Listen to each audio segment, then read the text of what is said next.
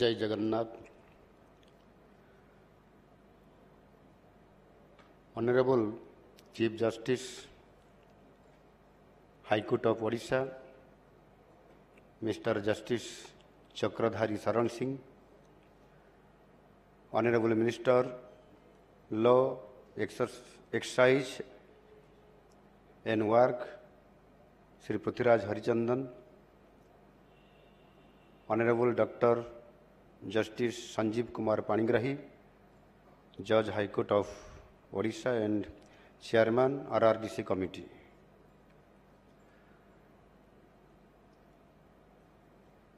Honorable Sri Justice Shashikant Mishra, Judge High Court of Odisha and Member RRDC Committee, esteemed Judges of High Court, Learned Advocate General Sri Pitambara Acharya, distinguished members of the judiciary, legal fraternity and guests.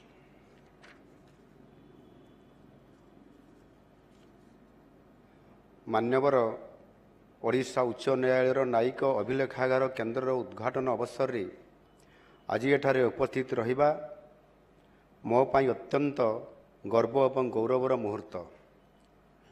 एथिपाई मु मान्यवर हाईकोर्टर chief justice mister justice Chakradhari Sharan Singh एवं एही केन्द्र प्रतिष्ठारे योगदान रखिथिबा समस्त को धन्यवाद और अभिनंदन जनाउछि। यह एक ऐतिहासिक अवसर जहाँ केवल आम न्यायपालिकार समृद्ध परंपरा को पालन करे नहीं बरं आगामी पीढ़ी पाई यह संरक्षित रखा आमर सामूहिक प्रतिबद्धता को मध्य दर्शा जाइथाए। आज परी यही अवसर रे सांप्रतिक सामाजिक एवं राजनैतिक स्थिति विषय रे विभिन्न मंचरे आलोचना हेबा आवश्यक। आमे समस्ते जानिछु जे विधेयिका लेजिस्लेचर, कार्यपालिका एग्जीक्यूटिव एवं न्यायपालिका जुडिशियरी गणतंत्र सबुठारु सुदृढ़ तीनोटी स्तंभ आउ चतुर्थ स्तंभ है गणमाध्यम। न्यायपालिकार काम केवल साधारण जनता को न्याय प्रदान करने नुहे देशर गणतंत्र को सुरक्षा और सुदृढ़ करने परी गुरुदायित्व को न्यायालयर कांधरे आम संविधान निर्माता माने न्यस्त करिसंती एवं गत 75 वर्ष है यही गुरुदायित्व को सुचारू रूपे तुलई आसुछंती। आपण माने समस्ते अवगत अछंती जे जो समय रे भारत स्वाधीन होइथिला से समय रे प्राय 50 रु अधिक राष्ट्र विभिन्न उपनिवेशवादी शासकों ठारू स्वाधीनता पाइथिले, किंतु भारत व्यतीत प्राय अन्य कौन से राष्ट्र रे निरविच्छिन्न भावे निर्वाचित सरकार माने शासन करी नाहंती। सबुठारु कौन से ना कौन सी समय रे एक छत्रवाद एवं सामरिक शासन चलीथिला एवं वर्तमान मध्य अनेक देश रे चालू अछि। आम देश रे गत शताब्दीर 70 दशक रे जरूरीकालीन परिस्थिति माध्यम रे एपरि अपचेष्टा होइथिला, किंतु ये देशर तृतीय और चतुर्थ स्तंभ अर्थात न्यायपालिका एवं गणमाध्यम अनेक त्याग और बलिदान सह पुनर्बार गणतंत्र को पुनर्स्थापना करि पारिथिले। गत 7 दशक रे अनेक विचारपति न्यायपालिकार गर्व और गौरव को बजाय रखिबारे निज निजर योगदान देइछंती। आज मध्य सेहीपरि एक विचित्र परिस्थिति सृष्टि होइछि। आज मान्यवर न्यायालयंकर प्रत्येकटी फैसला सेमानंकर सामाजिक एवं व्यक्तिगत जीवन मध्य तन्न तन्न करी तर्जमा करा जाउछि। न्यायालय रे सबुबेले जनंकर जितापट होइथाय एवं आउ जनंकर हार। यही परिप्रेक्षी में समस्त को मन पकई देवाई चाहे जे आज न्यायदेवी चक्षुरु अंधपुटुली हटि जाइछि। आज न्यायदेवी उन्मुक्त नयन रे गोटे हाथ रे संविधान ଏବଂ ଅନ୍ୟ ହାତରେ ନ୍ୟାୟର ତରାଜୁ ଧରି ଉଭୟ ପକ୍ଷଙ୍କୁ ଶୁଣାଣି ସମ୍ବିଧାନ ବିଧି ବ୍ୟବସ୍ଥା ଅନୁଯାୟୀ ନ୍ୟାୟ ପ୍ରଦାନ କରୁଛନ୍ତି। ଭାରତୀୟ ନ୍ୟାୟ ବ୍ୟବସ୍ଥା ସାରା ବିଶ୍ୱରେ ଅନନ୍ୟ। ଭାରତର ଗଣତନ୍ତ୍ର, ସ୍ୱତନ୍ତ୍ର ମିଡ଼ିଆ ଏବଂ ନିରପେକ୍ଷ ନ୍ୟାୟପାଳିକା ପାଇଁ ସମଗ୍ର ବିଶ୍ୱରେ ସମ୍ମାନର ଅଧିକାରୀ ହେଉଛି। ଏଥିପାଇଁ ସାରା ଦେଶ ଆଜି ଗର୍ବିତ ଅଟେ। ନ୍ୟାୟ ବ୍ୟବସ୍ଥାକୁ ଅଧିକ ଚଳଚଞ୍ଚଳ ଏବଂ ତ୍ୱରିତ କରିବା ପାଇଁ 150 ବର୍ଷର ବ୍ରିଟିଶ ଆଇନକୁ ବିଦାୟ ଦେଇ ନୂତନ ବିଧି ବ୍ୟବସ୍ଥା ଯଥା ଭାରତୀୟ ନ୍ୟାୟ ସଂହିତା, ଭାରତୀୟ ନାଗରିକ ସୁରକ୍ଷା ସଂହିତା ଏବଂ ଭାରତୀୟ ସାକ୍ଷ୍ୟ ଅଧିନିୟମର ପ୍ରଣୟନ କରାଯାଇଛି। ଏହାଦ୍ୱାରା ଲୋକଙ୍କୁ ଉଚିତ ଏବଂ ତ୍ୱରିତ ନ୍ୟାୟ ପ୍ରଦାନ କରାଯାଇପାରିବ। ଏହି ନ୍ୟାୟ ପ୍ରଦାନ ଦିଗରେ ବିଧିବିଧାନ ସହିତ ଭିତ୍ତିଭୂମିର ନିଶ୍ଚିତ ଆବଶ୍ୟକତା ମଧ୍ୟ ଅଛି। ଏହି କ୍ରମରେ କିଛି ଦିନ ତଳେ ଭୁବନେଶ୍ୱରଠାରେ ଅତ୍ୟାଧୁନିକ ଜିଲ୍ଲା ନ୍ୟାୟ ପରିସରର ଉଦ୍ଘାଟନୀ ବିଶେଷ ଭାବରେ ଉଲ୍ଲେଖନୀୟ, ଯାହାକି ଏହାକୁ ମହାମହିମ ରାଷ୍ଟ୍ରପତିଙ୍କର ଉପସ୍ଥିତିରେ ତାହା ସମ୍ପାଦନ କରିବା ନିଶ୍ଚିତ ଭାବରେ ଆମ ସରକାର ବହୁତ ବଡ଼ ଗୋଟିଏ ଘଟଣା। ବିଚାର ବ୍ୟବସ୍ଥା ଭିତ୍ତିଭୂମି ନିର୍ମାଣ ଦିଗରେ ଆଉ ଏକ ପାଦ ଆଗକୁ ଯାଇ ଆଜିର ଏହି ସେଣ୍ଟର ଫର୍ ଜୁଡ଼ିସିଆଲ ଆର୍କାଇଭ୍ର ଯେଉଁ ଉଦ୍ଘାଟନୀ ଆମ ଆଇନଗତ ବ୍ୟବସ୍ଥାର ଏକ ସମୃଦ୍ଧ ଐତିହ୍ୟର ଭଣ୍ଡାର ଭାବରେ ଏହା କାର୍ଯ୍ୟ କରିବ। ନ୍ୟାୟପାଳିକା ସମ୍ବିଧାନର ରକ୍ଷକ ଏବଂ ଏହା ନ୍ୟାୟର ମଧ୍ୟ ରକ୍ଷକ। ବର୍ଷ ବର୍ଷ ଧରି ଓଡ଼ିଶା ହାଇକୋର୍ଟ ଗଣତନ୍ତ୍ର, ସମାନତା ଓ ନିରପେକ୍ଷତାର ମୂଲ୍ୟବୋଧକୁ ବଜାୟ ରଖି ଅନେକ ଐତିହାସିକ ରାୟ ମଧ୍ୟ ଦେଇ ଆସିଛନ୍ତି। ଆଇନଗତ ଇତିହାସ, ଐତିହାସିକ ମାମଲା ଏବଂ ଅମୂଲ୍ୟ ଉଦାହରଣର ଭଣ୍ଡାର ହେବ। ଏହା ଓଡ଼ିଶା ଏବଂ ଆମ ଦେଶର ଆଇନଗତ ଦୃଶ୍ୟପଟକୁ ଚିରସ୍ଥାୟୀ କରିପାରିଛି। ନ୍ୟାୟପାଳିକାର ପ୍ରଗତିଶୀଳ ଦୃଷ୍ଟିକୋଣକୁ ଏହି କେନ୍ଦ୍ର ପ୍ରତିଫଳିତ କରୁଛି। ଏହା ନ୍ୟାୟ ପ୍ରଶାସନଠାରୁ ଆଗକୁ ଯାଇ ଇତିହାସ, ସଂସ୍କୃତି ଓ ଶିକ୍ଷାର ପରିସରକୁ ମଧ୍ୟ ବ୍ୟାପକ କରିବ। ନ୍ୟାୟିକ ଦସ୍ତାବିଜ, ରେକର୍ଡ ଏବଂ କଳାକୃତିର ସଂରକ୍ଷଣ ହେଉଛି ସେଣ୍ଟର ଫର୍ ଜୁଡ଼ିସିଆଲ ଆର୍କାଇଭ୍ସର ଏକ ମହତ୍ତ୍ୱପୂର୍ଣ୍ଣ ପଦକ୍ଷେପ। ଏହା ଯୁଗ ଯୁଗ ଧରି ଆଇନ ଗବେଷକ, ଛାତ୍ର ଏବଂ ଐତିହାସିକମାନଙ୍କ ପାଇଁ ଏକ ଅମୂଲ୍ୟ ସମ୍ପଦ ହୋଇକରି ରହିବ।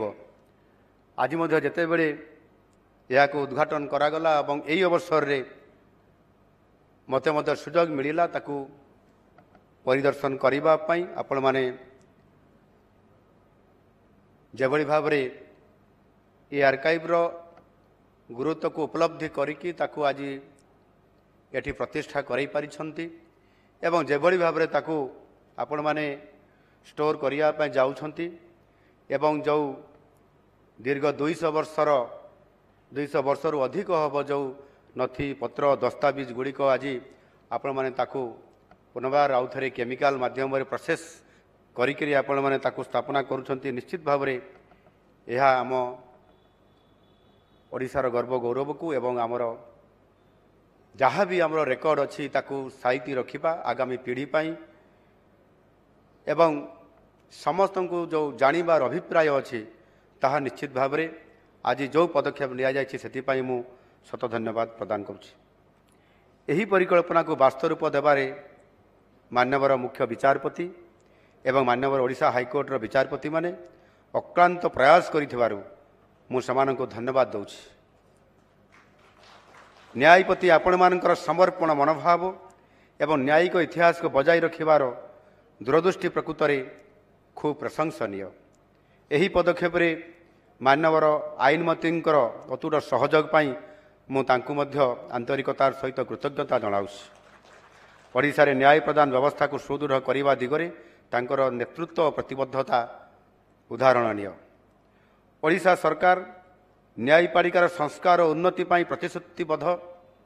ନ୍ୟାୟିକ ଭିତ୍ତିଭୂମିକୁ ସୁଦୃଢ଼ କରିବା, ଆଇନ ବ୍ୟବସ୍ଥାର ବୈଷୟିକ ଜ୍ଞାନକୌଶଳ କାର୍ଯ୍ୟକାରୀ କରିବା ଏବଂ ସମସ୍ତଙ୍କୁ ନ୍ୟାୟ ପହଞ୍ଚାଇବା ଦିଗରେ ଆମେ ଆମର ସହଯୋଗ ପ୍ରଦାନ କରିଛୁ।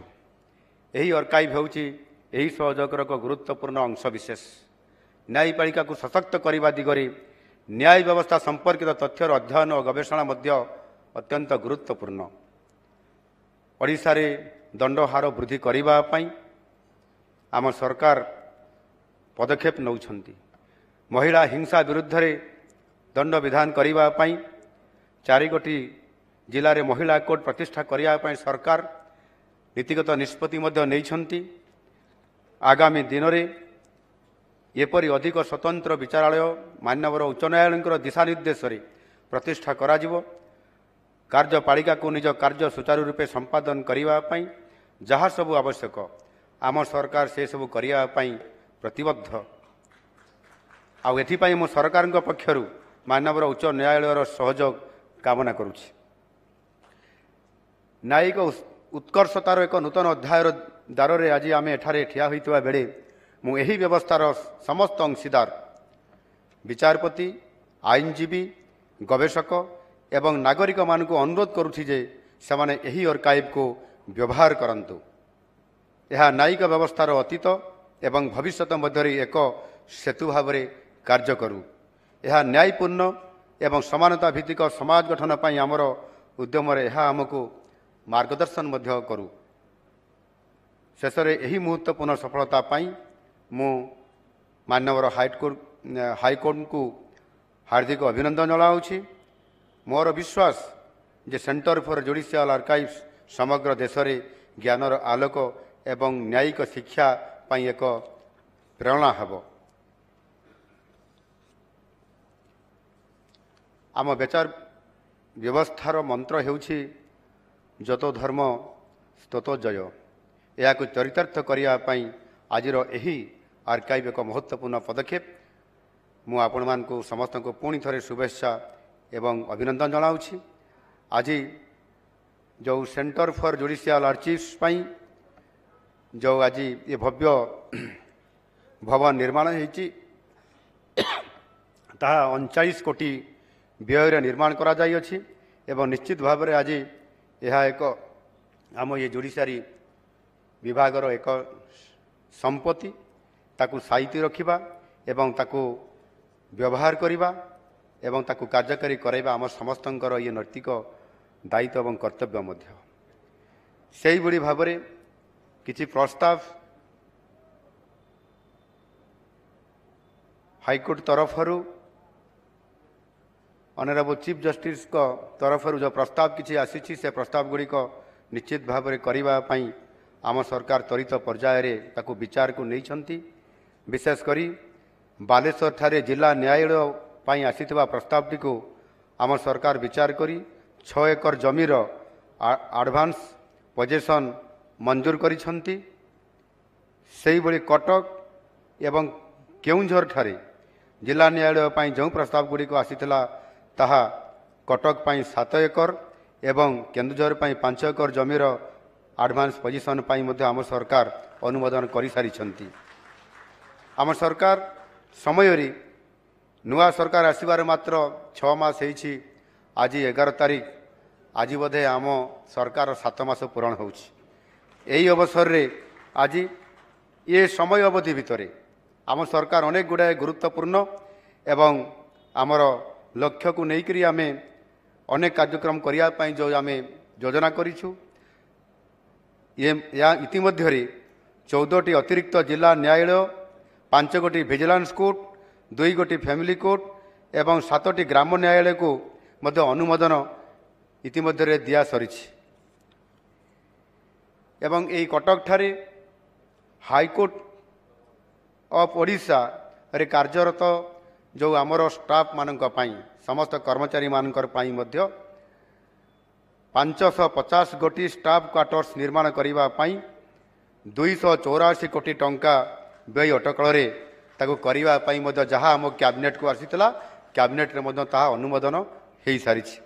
एणु यापर जो प्रस्ताव आसब मुझे मुख्य विचारपति महोदय सहित आलोचना करुली जे आगामी दिन में आम सरकार त्वरित पर्यायर ये न्यायपालिकार जो समस्या गुड़िक अच्छी जो काम गुड़िक आमको करार अच्छी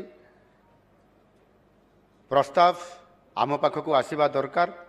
एवं यदि प्रस्ताव ठीक समय आपन देवे आम निश्चित भाव में यथा समय आम ये सरकार समय समस्त ପ୍ରସ୍ତାବଗୁଡ଼ିକ କାର୍ଯ୍ୟକାରୀ କରିବା ପାଇଁ ଆମେ ଯତ୍ନବାନ ହେବୁ ଏବଂ ଏ ବିଭାଗକୁ ଆମେ ସୁଦୃଢ଼ କରିବା ପାଇଁ ନିଶ୍ଚିତ ଭାବରେ ବିହିତ ପଦକ୍ଷେପ ନେବୁ।